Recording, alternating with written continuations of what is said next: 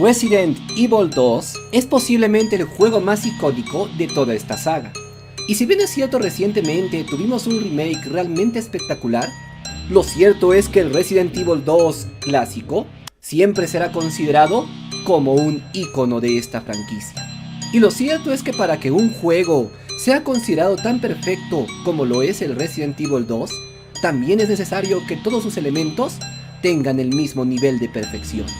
Y uno de ellos, casualmente es aquel del que hablaremos el día de hoy, los enemigos. Pues has de saber que los enemigos que aparecieron dentro de este videojuego fueron diseñados de una forma tan elegante y con tanta precisión que han perdurado hasta el día de hoy. Simplemente basta con hablar de los Cerberus o de los Flickers, los cuales han sido tan famosos que incluso han aparecido en películas de los últimos tiempos.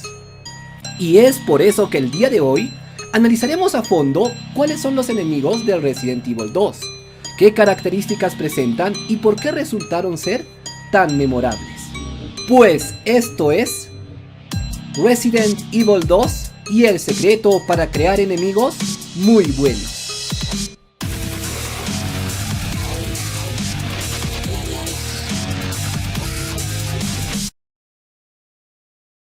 Advertencia: en esta serie de videos hablamos de todo tipo de videojuegos para analizar su comportamiento y diseño desde el punto de vista de un programador de videojuegos y fomentar de esta manera el desarrollo de este arte. Sin embargo, recuerda que las teorías y opiniones son de carácter personal, por lo que deben ser tomadas con discreción.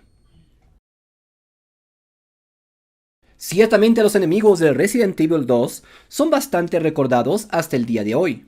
Y no solamente estoy hablando de los enemigos principales, como era el caso del científico Birkin, el cual, siendo víctima del virus G, comenzó a mutar varias veces, hasta convertirse en una bestia realmente implacable. Sin embargo, el día de hoy no hablaremos de los enemigos finales, sino de los enemigos cotidianos, de aquellos que aparecen varias veces a lo largo de toda la aventura, siendo una especie de obstáculo bastante difícil de superar, pero que al mismo tiempo hacían emocionante esta aventura. Lo primero que voy a destacar de los enemigos de Resident Evil 2 es su pequeño número, pues si bien es cierto tenemos franquicias como Castlevania o Final Fantasy, en el cual aparecen decenas e incluso cientos de enemigos diferentes, lo cierto es que en el Resident Evil 2 sucede todo lo contrario, pues en lugar de enfocarse en crear una gran cantidad de enemigos con mucha variedad, ellos simplemente se enfocaron en crear 7 enemigos. Pues aunque no lo creas, este es el número de enemigos de nivel que podemos encontrar a lo largo de todo este videojuego. Y la razón de esto resulta bastante simple, en un concepto que todo desarrollador de videojuegos indie debe tener presente. Y por supuesto me refiero al minimalismo, aquello que hace que veamos las cosas de la manera más reducida posible.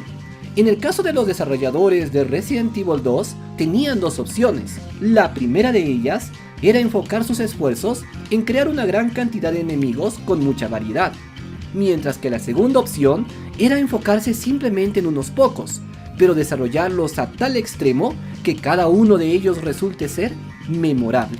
Personalmente, siempre recomendaré la segunda de las opciones. Ya que no tienes muchos recursos, enfócate en crear simplemente un par de enemigos, pero que cada uno de ellos tenga una personalidad, un diseño, un trasfondo y hasta un lore que sea diferente al de los otros. Algo muy especial y elaborado con mucho cuidado.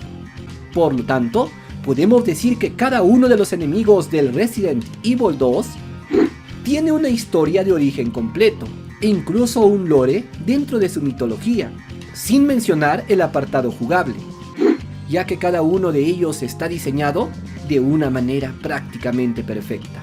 En cuanto a estos 7 enemigos, serían los siguientes: el zombie, el Cerberus, el Licker, los cuervos, las arañas, las plantas y las polillas. Simplemente con estos 7 elementos pudieron llenar todos los escenarios de Resident Evil 2, haciéndolos escalofriantes y memorables.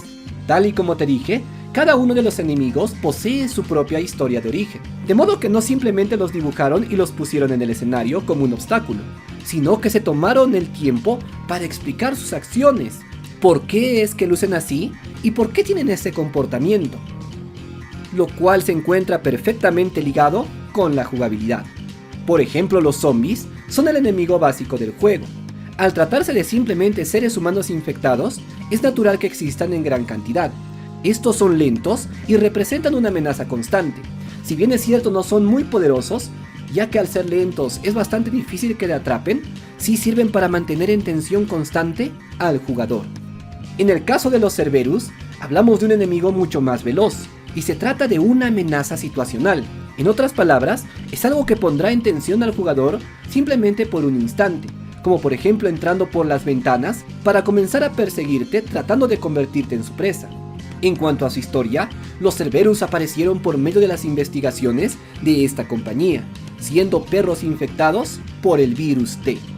El tercero de ellos es el Licker, y de este tenemos dos versiones dentro del videojuego, pero si nos damos cuenta, son exactamente los mismos, solo que con unas pequeñas variantes. Lo cual me lleva a otro concepto bastante importante. Si bien es cierto, crear un personaje te puede tomar mucho tiempo, es muy bueno que te tomes el tiempo en hacerlo, ya que de ser necesario, puedes coger a ese personaje que ya tienes desarrollado para simplemente cambiarle el color o hacerle algunos cambios, de modo que se pueda convertir en un enemigo completamente diferente. Los Lickers fueron creados al infectar a seres humanos con el virus T, los cuales fueron mutando de una forma increíblemente bestial, los cuales fueron transformándose hasta convertirse en estas terribles criaturas. Sin embargo, también habían unos Licker de color pardo, los cuales son mucho más poderosos y agresivos. Desde el punto de vista del diseño, esto resulta algo completamente óptimo, ya que simplemente tendrás que crear a un solo enemigo, pero luego haciéndole algunos cambios tendrás una variante de él, la cual puedes justificar perfectamente con la historia.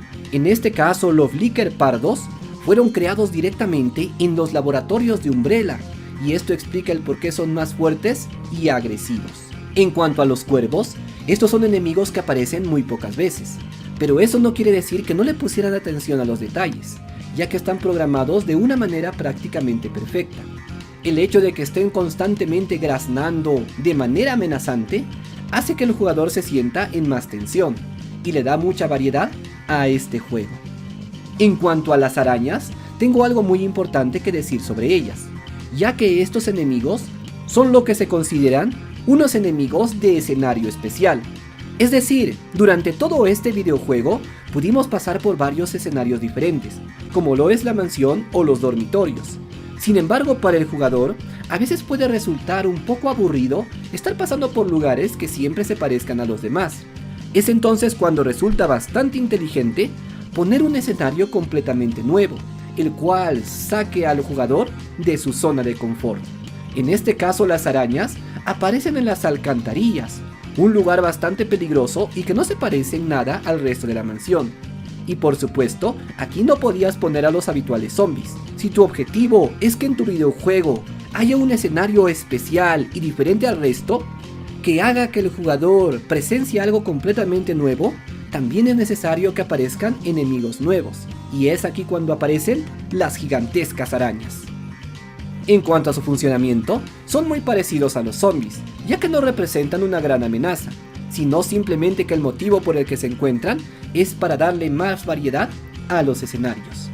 Debo decir que es uno de mis enemigos favoritos, y aparece en los escenarios finales del laboratorio. Y como no podía ser de otra manera, también posee un trasfondo que viene desde la entrega anterior, pues en el Resident Evil 1 ya había aparecido una planta con características semejantes. Sin embargo, estas serían algo así como brotes de dicha planta, las cuales se habían convertido en plantas realmente agresivas y carnívoras, que estaban dispuestos a devorarte si es que te confiabas. Estos son enemigos especiales, ya que tienen una resistencia realmente grande, y deben ser eliminados gastando un montón de municiones, o en su defecto, utilizando fuego. Finalmente tenemos las polillas, las cuales resultan ser algo prácticamente anecdótico. Es algo así como para variar la fórmula. Si tú deseas que tu videojuego se sienta ostentoso, puedes ponerle pequeños detalles que simplemente se vean una sola vez dentro del juego. Yo sé que a primera vista puede parecer un desperdicio, pero lo cierto es que darte el lujo de poner un enemigo en solo alguna zona hará que tu juego se vea mucho más realista. Así pues, vemos que el éxito de Resident Evil 2 no es una coincidencia, sino que efectivamente los desarrolladores de este videojuego tuvieron mucho cuidado con cada uno de estos aspectos, y en lugar de enfocarse en crear un montón de enemigos diferentes, se centraron en unos pocos, dándoles una historia y un gran trasfondo. Así pues, el Resident Evil 2 nos da una importante lección, que muchas veces más no es mejor. Si te gustó este video, activa la campana, para que no te pierdas otros videos en que analizamos distintos videojuegos. Yo soy Kenel y esto es Videojuegos Indie.